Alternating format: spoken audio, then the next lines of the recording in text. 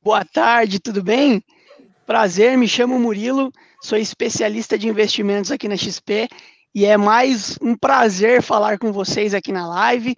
Hoje vocês estão acompanhando, né, a super live de fundos imobiliários, então eu quero agradecer a audiência de todos vocês, então vocês que já passaram por 9 horas aí, quase 10 horas de live, e é um prazer recebê-los aqui na nossa live.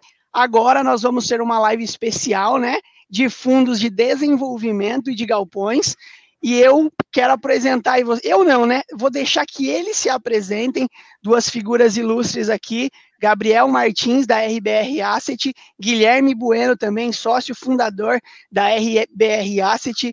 Pessoal, muito prazer por estar aqui com a gente, viu?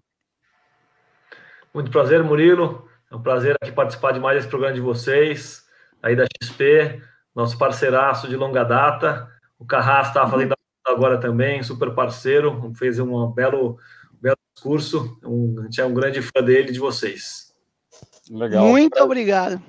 Prazer também, Murilo. Parabéns pela iniciativa da XP. É um privilégio aí estar participando desse dia aí com vocês também e poder compartilhar um pouco das informações e do conhecimento que a gente tem aqui do nosso lado também. Muito obrigado.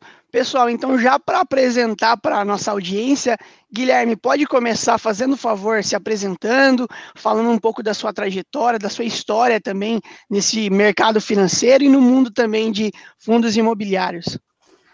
Perfeito, Murilo, obrigado. Bom, a minha história é uma história muito mais ligada a tijolo e mercado imobiliário, foi como eu nasci, fui criado. Minha família tem uma história de incorporadora, faz 40, 50 anos que meu pai trabalha com isso, e eu nasci nesse ambiente, visitando terreno, visitando stand de vendas, visitando obra, desde que eu tenho 10 anos de idade. Mais para frente eu trabalhei um tempo no mercado financeiro, depois no mercado imobiliário, e fundei a RBR junto com o Ricardo Almendra há cerca de 5 anos. E a nossa casa, a RBR, foi sempre uma mistura do nosso DNA, do meu DNA de tijolo, com o DNA do Ricardo, que é um misto de tijolo com o mercado financeiro, e com o nosso time hoje, que tem gente de todo lado, mas a gente tem um DNA muito focado nos fundamentos, no tijolo e no investimento de longo prazo.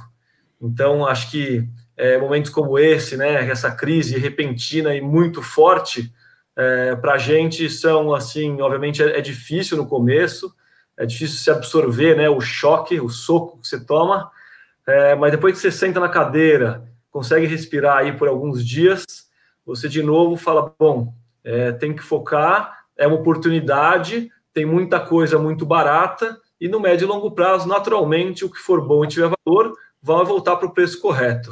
Essa é a nossa lição aí desta crise e das outras que nós já vivemos. E estamos aqui hoje para tentar ajudar as pessoas também a entenderem como a gente pensa. Muito obrigado, e com certeza você vai me ajudar aqui também a entender um pouco mais, e o pessoal de casa. Gabriel, você pode, por gentileza, também se apresentar e conversar com o pessoal que está nos assistindo? Legal. Meu nome é Gabriel, sou head da área de ativos logísticos e industriais aqui da RBR. A minha história é um pouco diferente da do Guilherme, não tenho DNA de família do setor imobiliário. Na verdade, eu estou nesse segmento desde 2008, mas mais por uma coincidência do que por um objetivo que eu já vinha buscando. Então, eu vim aqui para São Paulo para passar 2 semanas numa espécie de estágio numa gestora de equities. Já sabia que não tinha uma perspectiva de longo prazo dentro daquela gestora, mas foi uma experiência bacana que culminou com eles abrindo uma oportunidade para eu trabalhar numa gestora de real estate. Então, o começo da minha carreira foi muito voltado para o desenvolvimento de operações com contratos atípicos, operações de sale leaseback e build-to-suit. Por uma natureza desse tipo de contratos, eles estão muito relacionados a ativos também de uso industrial e logístico, e com o tempo eu fui me especializando nessa classe de ativos. E basicamente estou desde outubro, setembro do ano passado junto com o time da RBR. Acho que era uma lacuna que a casa tinha nessa vertical. Foi uma conversa que fluiu muito bem. Acho que a cultura de investimento da RBR, os valores que a empresa tinha, e eu acho que com o conhecimento que eu tinha para agregar junto com a casa, tem sido uma experiência muito boa. A gente acho que tem conseguido resultados interessantes. Muito legal. Pessoal aí de casa que está nos assistindo, por gentileza, já podem mandar as perguntas, tanto pelo chat do YouTube, então vão mandando lá que a gente vai responder, e também pelo chat de quem já é correntista aqui, já tem conta aqui na XP. Vai ser um prazer fazer essa live para vocês. Ajudem a gente, mandem feedbacks construtivos, podem mandar, a gente gosta de ouvir vocês, e essa live vai ser dedicada para vocês. Pessoal, então, como o nosso tema aqui é fundos de desenvolvimento e de galpões, não sei quem tem preferência aí para começar, para abordar um assunto e de forma didática possa passar para o pessoal que está nos assistindo, uma forma simples e clara de entendimento. Gui, tem a honra. Deixa eu puxar, então. Vou puxar falando um pouco de fundos de desenvolvimento. A RBR começou, nosso primeiro fundo foi um fundo de desenvolvimento. Então está bem do nosso DNA. E isso, a gente de lá para cá, nós temos até hoje 4 fundos de desenvolvimento e a gente tem mais ou menos R$1 bilhão investido nessa estratégia de desenvolvimento. Que é um fundo de desenvolvimento, né? Acho que para tentar ser didático, os fundos de desenvolvimento são o que tem de mais complexo na indústria de investimento imobiliário. Por quê? Porque o desenvolvimento imobiliário, ele engloba todo o ciclo do projeto imobiliário. Então, ele começa na compra de um terreno, daí você vai lá, aprova um projeto, depois de aprovar um projeto, você contrata uma construtora, constrói o prédio. Se ele for residencial, você vai começar a vender durante a obra. Se ele for comercial, você vai vender ao final da obra. Então, o fundo de desenvolvimento, ele vai fazer uma cesta de projetos, vai comprar aí, sei lá, entre 5 e 10 terrenos, para fazer, se for um fundo de desenvolvimento residencial, vai lançar os projetos a mercado, para depois entregar as unidades para quem comprou e entregar um retorno para o investidor no final do fundo. Então, o fundo de desenvolvimento, ele funciona que nem uma incorporadora. Então, quando você vai lá num stand de vendas, uma incorporadora grande, que nem da Cirela, você pode pensar que aquele terreno, aquele stand de vendas poderia ser de um fundo imobiliário, ao invés de ser de uma incorporadora. Então, o fundo de desenvolvimento, você investe capital, se fosse, por exemplo, um fundo de R$100 milhões, o fundo investiu R$100 milhões, comprou 10 terrenos, ao longo do tempo aprovou esses projetos, daí ele vai lançar os projetos a mercado. Ao final do ciclo, que demora de 3 a 5 anos na média, esse fundo vai ter um retorno que ele vai distribuir para os cotistas. Então, o principal diferencial do fundo de desenvolvimento para um fundo imobiliário convencional é que não distribui dividendos durante os primeiros anos do fundo. Então, você só vai aportando dinheiro e você não vai voltar. Então, essa é a principal característica. Então, é um investimento de longo prazo, que você não tem retorno no meio do caminho. E, obviamente, porque você está num investimento ilíquido e sem retorno, você tem que buscar mais retorno no final do ciclo, né? Então, a nossa meta dos fundos de desenvolvimento é dobrar o capital do investidor em torno de 3 a 5 anos. Esse é o que a gente trabalha assim na conta simples. Significa isso, entregar um retorno final para o cotista em torno de 20% ao ano. O que acontece com esses fundos, por exemplo, em momentos como agora, os fundos da RBR que são listados em bolsa, nosso fundo de renda, nosso fundo de crédito ou fundo de fundos, as cotas nos último mês, a cota caiu. Teve dia que caiu 20%, teve dia que subiu 10%, na média aí, talvez caíram em torno de 20% das cotas dos nossos fundos. O desenvolvimento, por outro lado, a cota não caiu. Ele não está listado em bolsa. Então, mas significa que o terreno hoje tem o mesmo valor de um mês atrás? Olha, é difícil dizer isso. Acho que esse terreno hoje, comprado com um mês atrás, ele tem com certeza menos liquidez. Mas só ativos imobiliário final, assim, a ponta final, demora muito mais tempo para corrigir. Então, acho que o fundo de desenvolvimento tem uma vantagem de não ter oscilação da cota de curto prazo, mas tem uma desvantagem grande, que ele não tem liquidez, e também é um fundo que matura em 3 a 5 anos. Então, geralmente, quem investe nesse tipo de fundo são investidores profissionais. Nossos fundos da RBR, de desenvolvimento são todos para investidores profissionais, justamente por causa dessa característica da iliquidez. A gente vem há algum tempo conversando com a turma da XP, a nossa ideia é montar um fundo de desenvolvimento ou um fundo híbrido que faça um pedaço de desenvolvimento e um pedaço em ativos de renda para os investidores normais, né, conseguirem entrar. Eu acho que pode ser um veículo interessante, mas, de novo, acho que tem que entender essa característica dele da iliquidez e da peculiaridade desse investimento, que é de um prazo mais longo e com mais risco. Murilo, eu não sei se eu fui muito complexo na minha explicação, quer me ajudar aí? Não, imagina, você explicou bem. Eu queria só, se você pudesse, quais são as vantagens, então, vamos lá, tem alguns investidores profissionais aí que estão nos assistindo e ele está pensando em investir num fundo de desenvolvimento. Como você explicou perfeitamente, eu não preciso nem falar mais nada. Quais são as vantagens para esses investidores de investir em um fundo de desenvolvimento? Eu entendi, mas eu queria que você pudesse compartilhar, por gentileza. Olha, eu acho que é o seguinte, a principal vantagem é uma diversificação do risco e você investir junto com um gestor que está olhando seu capital e fazendo conta e olhando todos os dias esse investimento e num veículo onde ele não toma muito risco. Porque é o seguinte, a maioria dos investidores de fundo de desenvolvimento, eles já participaram de alguma incorporação imobiliária via uma SCP ou investindo com algum amigo ou com algum incorporador. Uhum. Então, quando você faz isso direto, normalmente você entra num projeto único, você tem um contrato que é um contrato mais ou menos de gaveta, não é um contrato, não é um fundo, então você corre mais risco, você está num ambiente menos profissional e você não tem um gestor tomando conta do seu dinheiro. Então, geralmente, os investidores que chegam até nós são investidores que já fizeram algum investimento imobiliário ilíquido de uma forma menos profissional e que correram um risco grande, às vezes até tiveram um bom retorno, mas eles estão querendo fazer isso de uma forma mais organizada e mais institucionalizada. Acho que esse é o principal cliente que a gente pega. Não, perfeito. Agora vamos passar um pouco para o Gabriel, que acho que ele está querendo falar um pouquinho aqui com a gente.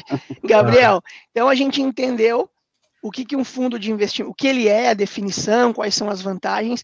Agora eu gostaria de ouvir de você. Defina para a gente aqui, de uma forma simples, o que seria um fundo de galpão. Eu acho que a melhor maneira de falar, acho que o pessoal já está de casa, está muito acostumado já com fundos de lajes, principalmente, fundo de imóveis corporativos. Eu acho que é interessante falar de galpões é onde que ele se diferencia em relação tanto ao fundo de desenvolvimento quanto ao fundo de lajes corporativas. Eu acho que a diferença principal é que o galpão ele é visto pelas empresas, pelos ocupantes, como uma parte do seu processo de produção e distribuição. Então, as características que você analisa quando vai fazer um investimento num galpão, elas são um pouco diferentes daquelas que você analisa quando está fazendo um investimento numa laje corporativa. Algumas delas são comuns, como você vai olhar, localização continua sendo um aspecto fundamental desse tipo de investimento, mas você também tem que se atentar a outras características, como, por exemplo, esse ativo é um ativo que ele tem um uso muito específico para esse locatário, ou se esse locatário um dia sair, ele tem uma liquidez que eu consigo ter uma flexibilidade de usos que outros inquilinos podem usar. O pé direito dele é um pé direito de mercado, de 12 metros, ou um pé direito mais baixo que pode ser restritivo para outros tipos de ocupantes. Ele é um ativo que o usuário final ele vai estar menos preocupado com luxo e com características mais supérfluas de acabamento do imóvel e muito mais com a eficiência operacional desse galpão. Quanto que eu tenho de área de piso versus a área total desse galpão, quanto que eu estou pagando por metro cúbico de volumetria de ocupação desse galpão.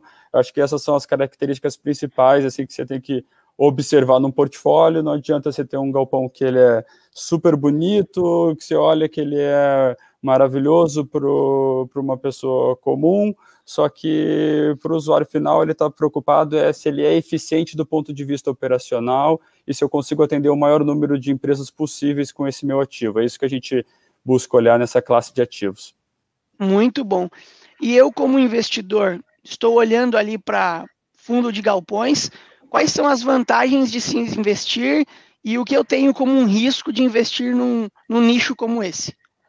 Eu acho que da mesma forma como o fundo de desenvolvimento, acho que uma das primeiras grandes vantagens é a questão da diversificação, e eu acho que em momentos atípicos como esse que a gente está vivendo, eu acho que vai ter cada classe de ativo imobiliário, a gente está percebendo um comportamento um pouco diferente. Então a gente está vendo os ativos dos fundos de shoppings já com uma perspectiva de sofrer um pouco mais, lajes corporativas, a gente está vendo como é que está sendo a reação dos locatários. Eu acho que vai impactar caso a caso. Os galpões a gente vê um certo equilíbrio. Eu sou um pouco menos otimista em relação à perspectiva de que vai ter um crescimento da demanda como um todo para essa classe de ativos, mas a gente percebe que alguns tipos de usuários que são distribuição, fazem a venda e distribuição, por exemplo, de bens de consumo para fazer o abastecimento de supermercado, de farmácia, eles tiveram um pico de demanda nas últimas semanas, que se reflete numa demanda também por maiores espaços de logísticas para abastecer menos lojas e mais e-commerce, mas também tem um pouco menos de demanda para aqueles bens mais duráveis. Mas, de uma maneira geral, é uma classe de ativos que a gente está percebendo que ela vai ser um pouco mais resiliente nesse momento, está dentro da categoria de serviços e indústria que o governo está definindo como estratégico. Então, assim, o país não pode parar por completo, a gente tem que continuar tendo alimento em casa, a gente tem que continuar conseguindo comprar remédios, e isso,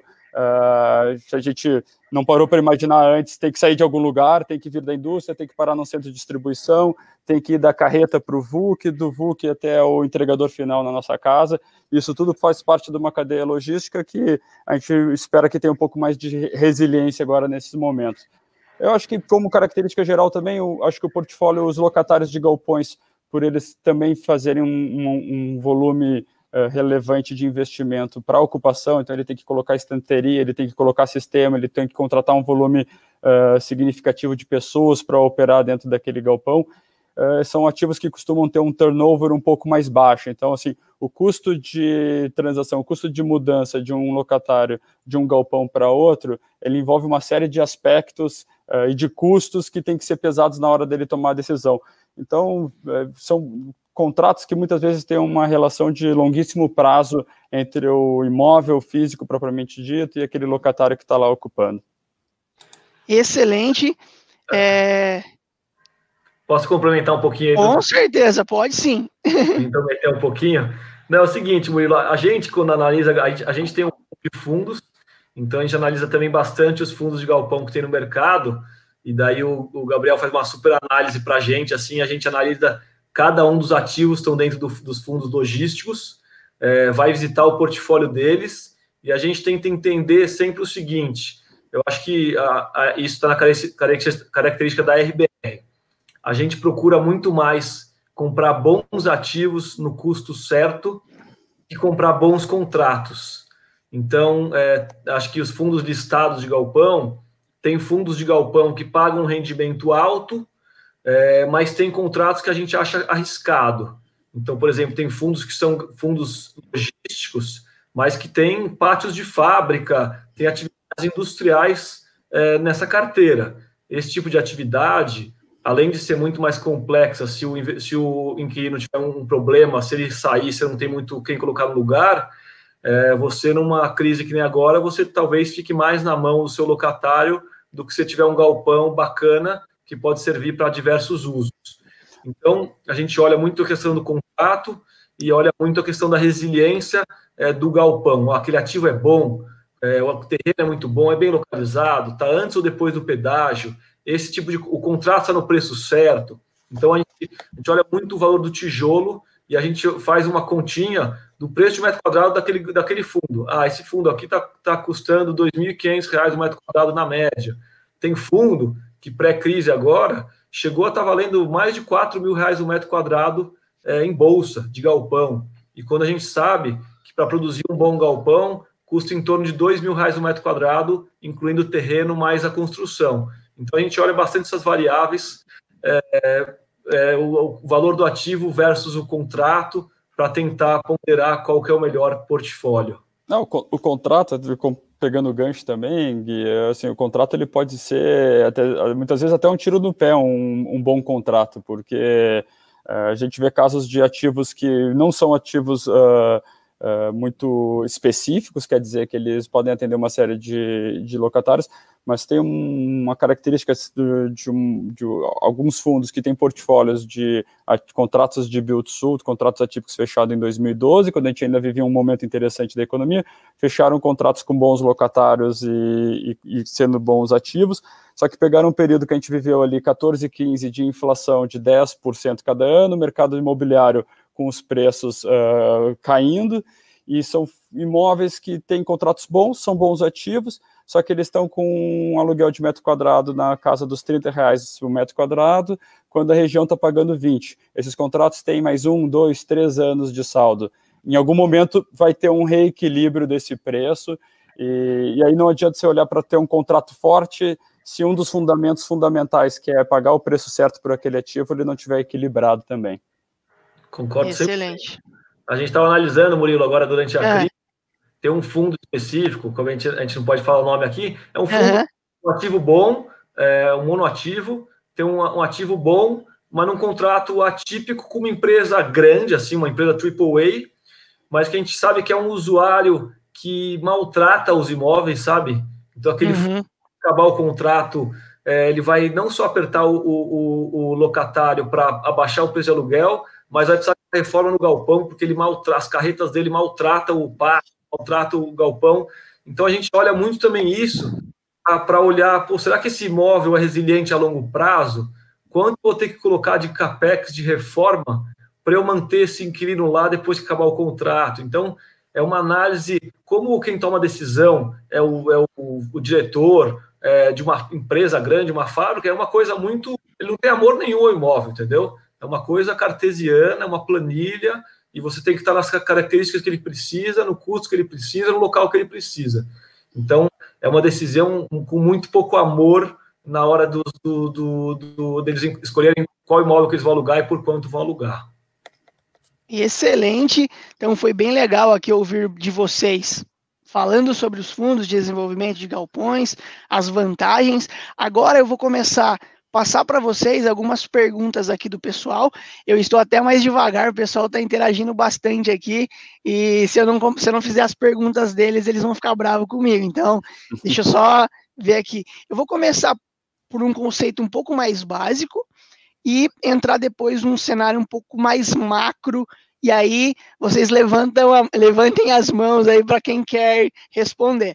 Ó, a primeira pergunta é do Leonardo Ferreira Gonçalves, e ele pergunta aqui: como funciona o pagamento de dividendos de fundo imobiliário? E aí eu quero só acrescentar a pergunta dele aqui, como a gente está falando de fundos de galpões de desenvolvimento, se alguém pudesse aí, um de vocês, falar como funciona esse pagamento de dividendos, do jeito que vocês acharem melhor. Eu posso falar. Então ele deve estar se referindo aos dividendos dos fundos imobiliários listados aí, de galpões, por exemplo. Funciona o seguinte: o fundo imobiliário ele tem a obrigação de distribuir 95% dos rendimentos dele ao longo do semestre. Na prática, como que os gestores fazem? Então, o fundo de galpão, por exemplo, ele tem uma renda recorrente. Ele deve ter o portfólio dele, se não tiver totalmente, grande parte locado. Essa locação vai render uma locação mensal, e a gente pega e distribui esse dividendo todo mês. É isso que a gente faz. Só vai ter intenção de dividendo só se tiver algum investimento a fazer ou alguma despesa não recorrente para ser feita, mas na prática, tudo que vai entrar, a gente vai distribuir normalmente ao longo do mês. Eu acho que a diferença agora dessa crise, por exemplo, é que se tiver algum fundo, você tem algum locatário que não vai pagar, ou que está querendo renegociar, ou que já não consegue pagar, aí o fundo que tiver esse problema pode ficar alguns meses distribuindo menos dividendo, ou até ficar sem distribuir dividendo nenhum, se a totalidade das locações dele ele não receber mais. Então, mas num curso normal da história, um fundo de galpão, um fundo de prédios corporativos, vai distribuir todo mês o dividendo total, a totalidade dos dividendos que ele receber. Muito bom. Leonardo, muito obrigado aí pela sua pergunta, viu? Ó, a pergunta agora é do Pedro Augusto, e ele está falando especificamente de galpões. Então, assim, dado o cenário macro que a gente está vivendo de coronavírus, esses impactos na nossa economia, ele pergunta como estão os principais galpões ligados a varejistas, de forma assim, geral, que acaba recebendo produtos de fora e comercializam aqui. Como vocês veem esses impactos na nossa economia? Falando dos fundos de galpões. Eu vou tomar a palavra aqui. Eu acho que Tá uma das primeiras ações que a gente, assim que a gente sentiu os impactos aí que a repercussão do coronavírus ia acontecer aqui no Brasil, eu acho que foi um mote da empresa de, pessoal, vamos entrar em contrato a contrato dos nossos ativos, vamos falar com pessoas da área, vamos entender o contexto de onde esse nosso portfólio, nossos locatários está inserido, e vamos nos manter conectados com o mercado e com as pessoas. Então, a gente tem mantido essa rotina de ligar, falar com pessoas da área, falar com grandes operadores logísticos, falar com outros parceiros, gestores de fundos imobiliários. Então, eu acho que a gente está, inclusive, mais conectado do que em outros tempos, porque a gente está fazendo esse exercício diário de tentar captar pequenas informações. Já que a gente teve uma ruptura daquele status quo que a gente vinha se comportando até então, o que vai ser o novo? O que vai acontecer? Quem que vai ser mais impactado? Falando especificamente de galpão, eu acho que os efeitos que a gente sentiu prático ainda são muito pequenos. Então, até mesmo varejista, a gente tem aqueles varejistas que estão mais posicionados em shopping, pessoal de vestuário, que eu acho que vai ter um impacto maior. Então, vai pegar... tem varejista que a gente sabe que tinha 300 lojas em shopping centers que foram fechadas, e é um varejista que ainda não tem um e-commerce consolidado. Esse vai ter uma situação mais difícil. Eu acho que quanto especificamente em relação ao recebimento, importação, exportação de mercadorias, o feedback que a gente tem tido é que ainda não sofreu nenhum grande impacto. As operações, elas ainda estão acontecendo normalmente. Eu acho que o grande impacto que aconteceu foram nas lojas propriamente ditas que foram fechadas. Então, as operações, elas ainda não foram fechadas. O que o pessoal está percebendo é um pouco de impacto na mão de obra, em alguns casos. Então, não por causa especificamente do coronavírus, da Covid, que esteja afetando a força de trabalho propriamente dita, mas porque as pessoas agora têm criança em casa, tem pessoas que estão dentro do grupo de risco que não pode trabalhar. Então, os operadores logísticos que a gente tem acompanhado, eles estão falando, o que a gente está fazendo é uma readequação dessa força de trabalho que estava direcionada para atuar num front, por exemplo, de bens duráveis, que não está tendo um giro alto agora, porque o pessoal não está comprando, por exemplo, linha branca, que é geladeira, fogão, não está comprando carro. Eles acho que estoparam esse tipo de investimento até saber o que vai acontecer. Isso faz parte da confiança do consumidor.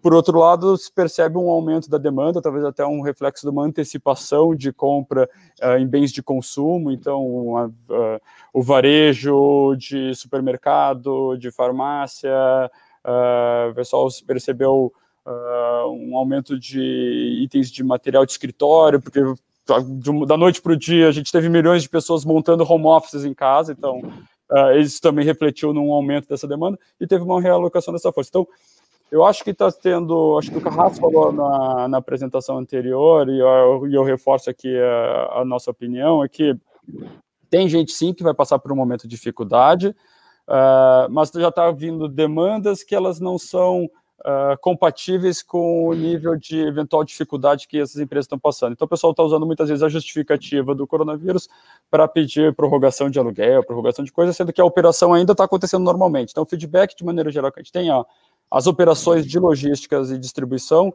elas são o coração do país. Acho que as empresas que operam nesse setor, elas estão imbuídas desse espírito de não deixar a máquina parar, e por enquanto que a gente está percebendo que essas distribuições estão acontecendo de maneira normal. Com exceção é quem abastece direto varejo de shopping, que está sofrendo um pouco mais. Excelente explicação.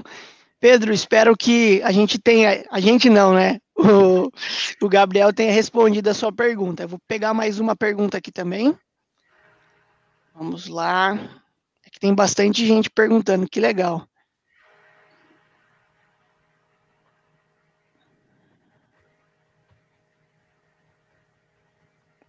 Só mais um minutinho que eu estou pegando aqui.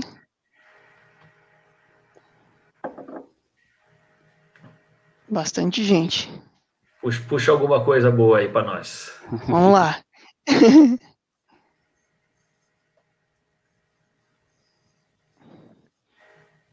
Só mais um minutinho, que tem bastante. Eu vou pegando aqui, tem... Ó, tem uma aqui, pode ser um pouco polêmica, mas ele fez 3 vezes a pergunta e eu não posso deixar de pular a pergunta dele aqui, ó. Rodrigo Tavares. Ele pergunta assim, vamos ver se você consegue me ajudar aí. Não fiquem bravos comigo. Se possível, favor explicar como funciona a obrigatoriedade da distribuição de proventos do fundo imobiliário no semestre. Por mais que um fundo, por exemplo, não pague nos próximos meses, há uma obrigação dentro do semestre? Existe essa obrigação, sim. Acho que essa não é polêmica, não. Não é polêmica, não, né? Tá bom. A legislação de fundos imobiliários exige que a gente distribua 95% dos rendimentos dentro do semestre. Então, por exemplo, eu sei de alguns fundos de shopping que vão deixar de distribuir dividendos nos próximos meses, porque estão parados. No final do semestre, no final de junho, se ele tiver dividendos acumulados não distribuídos, ele vai ter que fazer essa distribuição, entendeu? Muito bom. Então, não, entendi. Isso pode acontecer nesse cenário. Eu acho que até está certo, né? Acho que a gente na RBR não temos nenhum fundo de shopping, mas se a gente tivesse, a gente pararia de distribuir dividendos hoje, porque aí o cenário está muito incerto, e acumularia o dividendo no caixa do fundo para ter frente a algum problema e provavelmente distribuiria no final do semestre ou quando tivesse um cenário mais claro dessa crise, né? Então faz sentido. Eu acho que até a gente não tem shopping, né, Guilherme, mas a gente tem os galpões, a gente vê que está começando a surgir uma demanda, a gente tem uma política em relação, a gente acha que ainda é cedo para fazer qualquer tipo de concessão, porque acho que a gente está em lockdown efetivo faz uma semana e a gente pensar que a competência dos aluguéis, elas, via de regra, o pagamento é post-antecipado, acho que ainda o pessoal está se aproveitando um pouco da desculpa do coronavírus para tentar melhorar a situação de caixa das empresas. Mas pode ser também uma oportunidade dos gestores buscarem uma melhoria das condições dos contratos que eles têm junto aos locatários. Então, você pode aproveitar eventualmente a oportunidade para aquele locatário que efetivamente está passando por um momento agudo por causa dessa crise, para dar um desconto temporário, mas em contrapartida de alguma coisa, em contrapartida de um alongamento do prazo do contrato, em contrapartida de um aumento da multa de rescisão. Então, eu acho que é uma situação da mesma maneira como o inquilino muitas vezes pode estar passando por um momento difícil. Na outra ponta também, a gente tem dezenas de milhares de investidores que também contam com esse rendimento. Então, acho que uma coisa não pode ser feita de forma gratuita. Eu acho que a gente pode construir uma maneira de, muitas vezes, em casos mais agudos, de buscar conceder um pouco agora, mas em contrapartida de ter uma relação de mais longo prazo, um contrato mais forte, em condições comerciais mais favoráveis, inclusive, para os próprios investidores. Perfeito, acho que esse ponto é legal, Murilo, que é o seguinte, eu acho que a gente teve muita ligação de investidor nosso, bom, os fundos de vocês de renda, nosso próprio fundo de logística, o que vai acontecer com os aluguéis nos próximos meses? O pessoal vai pagar, não vai pagar? A resposta hoje é a seguinte: a gente não sabe, né? Acho que se alguém falar que sabe nos próximos meses, eu acho que está enganado ou está mentindo. Não sabe. O que a gente sabe é que, assim, dentro da nossa carteira vai ter pouco problema, e quando tiver um problema, a gente, obviamente, vai tentar ser sensível ao problema do eventual locatário, mas é o que o Gabriel falou, essa carteira não é nossa, né? A gente representa diversos cotistas.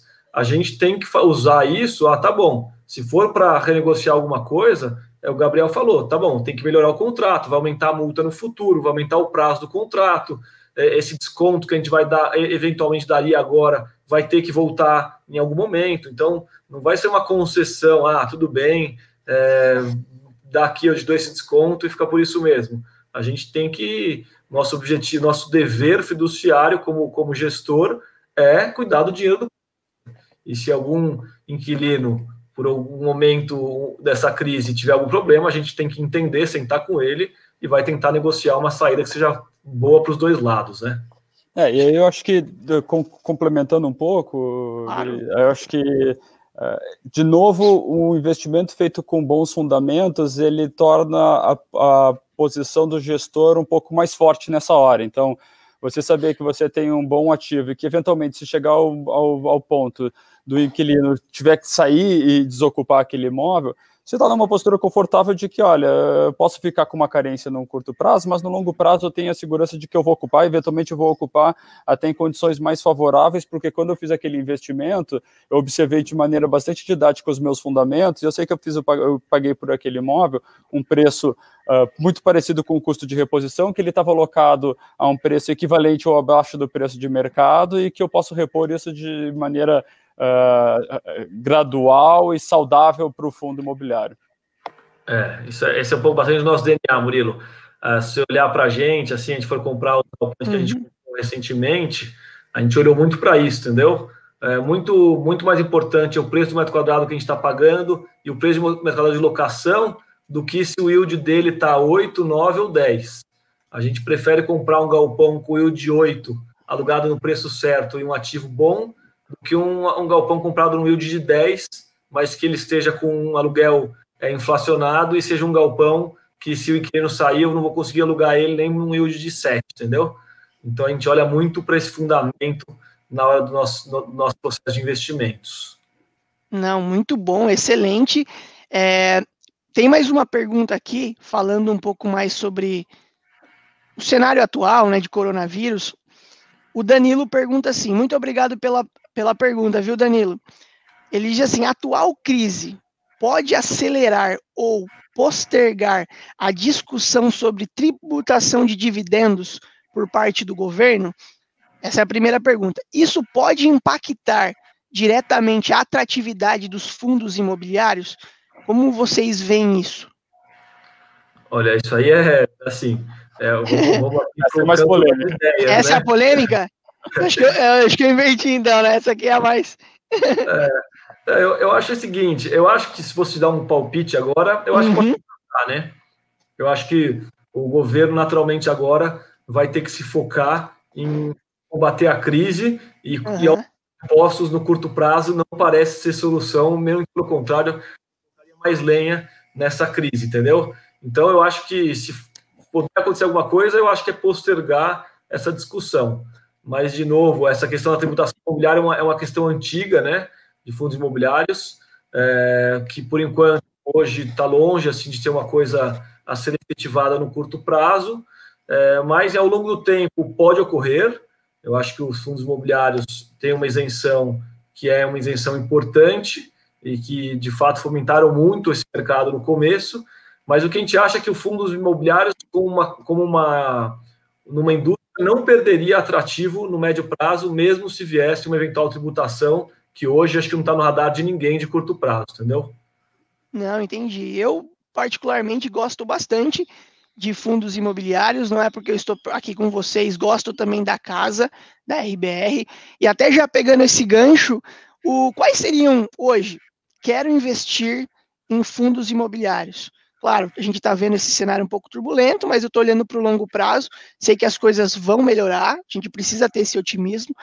Quais são as vantagens, os investidores de casa que estão nos assistindo, de investir na RBR? Qual que é o diferencial de vocês? Olha, eu acho que é o seguinte, Murilo, assim, quando eu invisto, por exemplo, em ações, eu escolho uns gestores que eu acredito, que eu acompanho o trabalho deles e delego para eles investir em ação, porque apesar de eu trabalhar no mercado financeiro e dedicar minha vida a investimento, eu não tenho nada de investir em ações. Então, eu acho que é o seguinte, qualquer pessoa que seja um investidor hoje deveria ter uma parte do patrimônio dele em fundos imobiliários. Isso, eu acho que ele tem que acompanhar o trabalho de alguns gestores de fundos imobiliários e decidir desses gestores quem são essas empresas e as pessoas, né, uma coisa também muito pessoal, que fazem o trabalho mais a sério, que tem o melhor corpo técnico e que entregam o melhor retorno de longo prazo. Então, acho que faz sentido, eu acho que a RBR não é a casa sozinha na indústria que faz isso, eu acho que a gente tem um time assim, nós somos em 9 sócios hoje e temos em torno de 30 pessoas, a gente tem um time muito coeso e muito dedicado. Eu acho que, se você conhecer cada um dos nossos sócios, nossos especialistas, você vai gostar de todos eles. Legal. Tem esse time e a gente trabalha muito nisso, muito no valor intrínseco dos investimentos. Então, eu acho que é difícil você chegar com uma tese de investimento em fundo imobiliário para a gente, perguntar a nossa opinião e não ter uma resposta.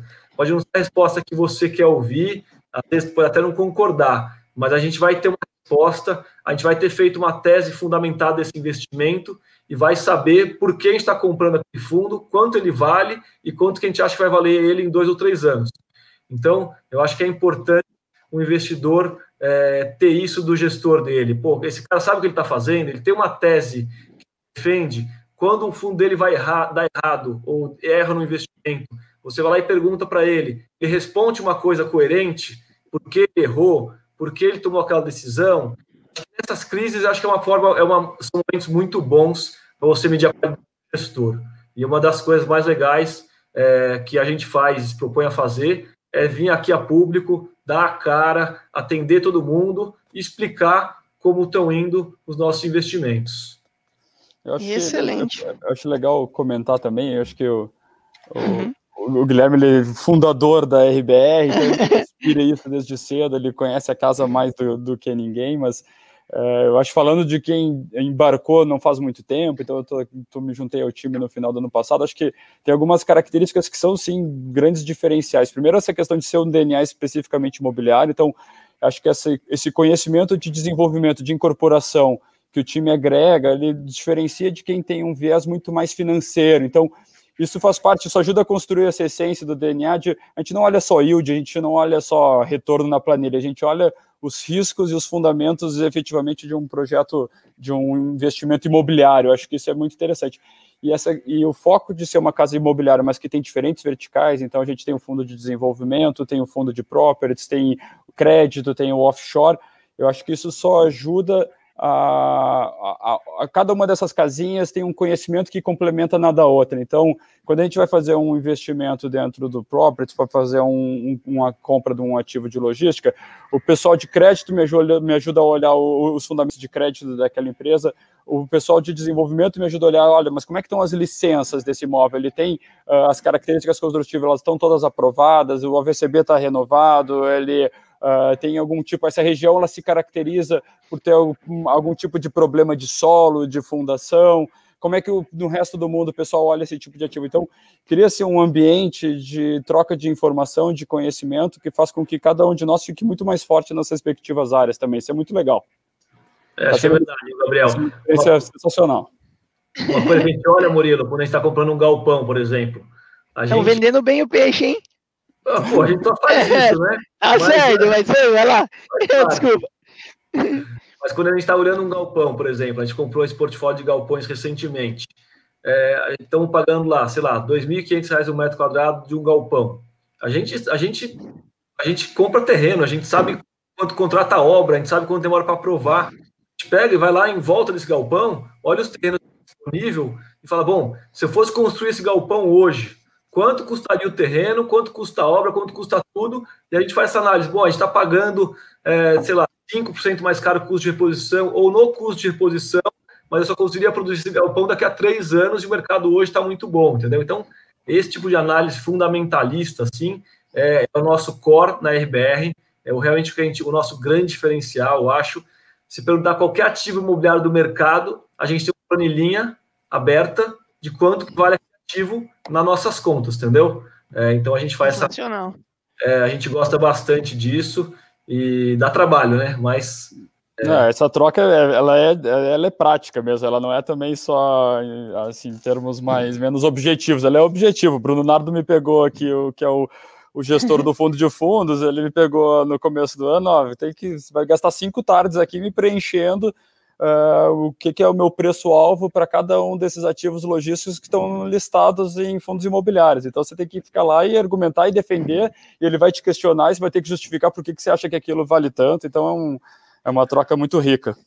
E acho que assim, acho que hoje você deve ter uns 100 fundos imobiliários listados em bolsa. Todos eles, a gente tem um preço de entrada e um preço de saída. Então, nessa última crise, esses últimos 15 dias, a gente passou todos os dias, a gente fez de manhã, das 8 da manhã, reunião do Comitê de Investimentos da RBR, revendo nossas planilhas de investimento e vendo quais fundos estavam no nosso preço, entendeu?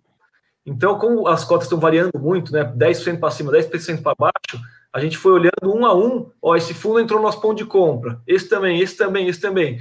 A gente foi vendo, foi para aumentar a nossa exposição nesses fundos que a gente achava que estavam muito baratos e que a gente gostaria de ter no médio e longo prazo. Então, a gente é uma análise muito fundamentalista, e é uma casa muito fundamentalista. E eu acho que no Brasil, hoje está começando mais, mas a gente foi as primeiras. A você olhar casas de fundos de ação, tem bastante casas boas, gestoras de ações, que são fundamentalistas, que fazem uma análise fundamentalista das empresas. Em fundos imobiliários é uma ciência relativamente nova, tem outras casas que fazem isso, mas a gente é uma das primeiras e acho que talvez uma das únicas que tenha todas essas verticais completas, de ter fundos de desenvolvimento, de logística, de properties, fundo de crédito, que nos permite esse conhecimento de talvez fazer uma mais completa de cada um dos fundos que existem na indústria. Então, bom, terminando o marketing aí. Vamos pra... Não, o marketing foi bem aqui, hein? Agora a gente está entrando aí nos 13 minutos finais e eu queria pegar 3 perguntas aqui. Essas perguntas, elas são mais macro. Eu vou juntar essas 3 porque elas se conversam, tá? Então a primeira pergunta é do Clairton Brito.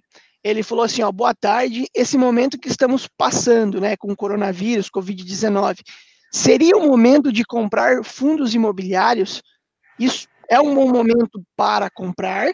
Aí o André Luiz, que é uma outra pergunta que vai conversar, posso aportar mais em fundo imobiliário?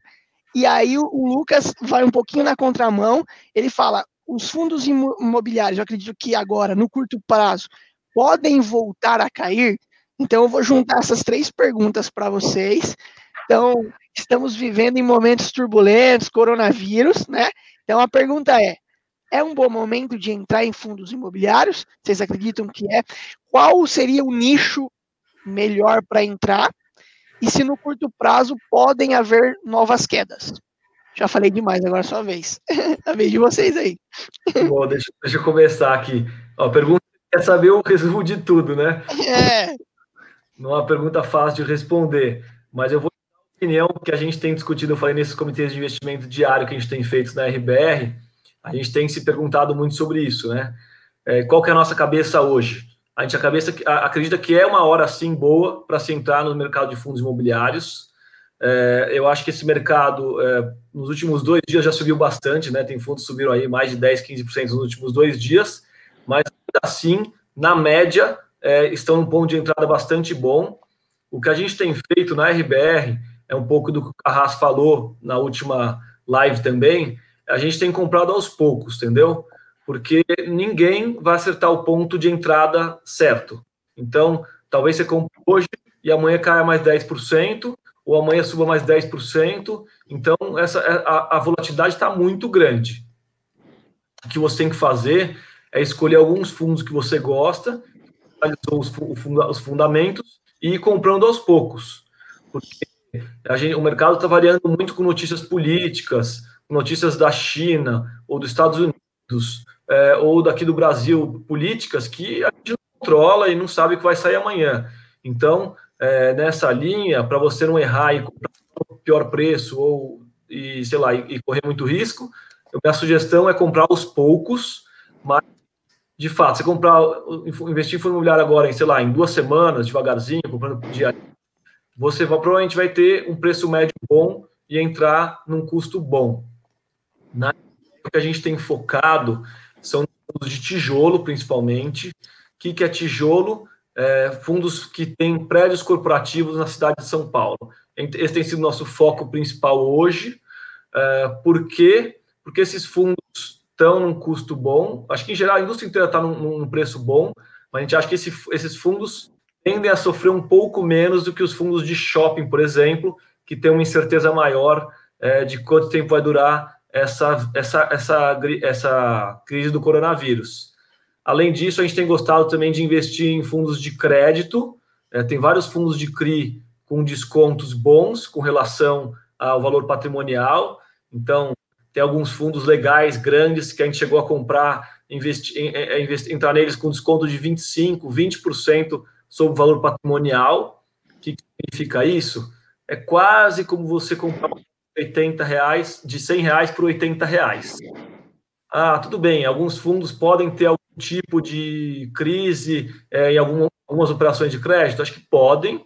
Esses fundos grandes que a gente está comprando carteira, acho que o nível de crise de extrato, se tiver, ou de default, vai ser baixo, mas mesmo se tiver um default de 10% do patrimônio do fundo, que seria assim, muita coisa, você ainda está comprando uma nota de R$90 por R$80. Então, acho que tem espaço. Eu diria hoje, principalmente nesses fundos de tijolo, e eu acho que o tijolo pode ser logístico e corporativo, e nos fundos de CRI. Os fundos de shopping a gente gosta, mas estamos esperando um pouco mais para saber até onde essa crise do coronavírus pode ir, e se ela demorar um pouco mais, ela pode dar, acho que mais, mas isso é, de novo, muito desse coronavírus que é uma coisa incerta, e a gente nem ninguém sabe ao certo quando vai acabar. Gabriel, quer complementar alguma coisa aí? Eu acho, falando não só como gestor, mas como investidor, assim, eu estou aproveitando essas oportunidades, assim, a minha cabeça é essa. E eu acho que você tem que pensar também, olhando, acho que tem dado novo patamar de preço de vários gestores aí da indústria.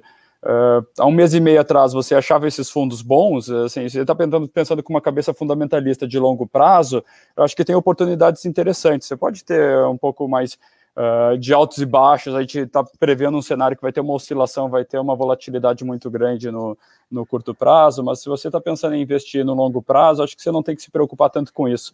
Considerando que embaixo na carteira desses fundos você tem ativos bons ativos, bem construídos, em localizações estratégicas e primárias, eu acho que dá para assumir com segurança que a gente está no momento de entrada interessante. Murilo, eu estava numa live ontem, e daí me perguntaram aquelas perguntas mais difíceis, né? Daqui a quanto tempo você acha que os fundos da RBR vão voltar ao preço que eles estavam?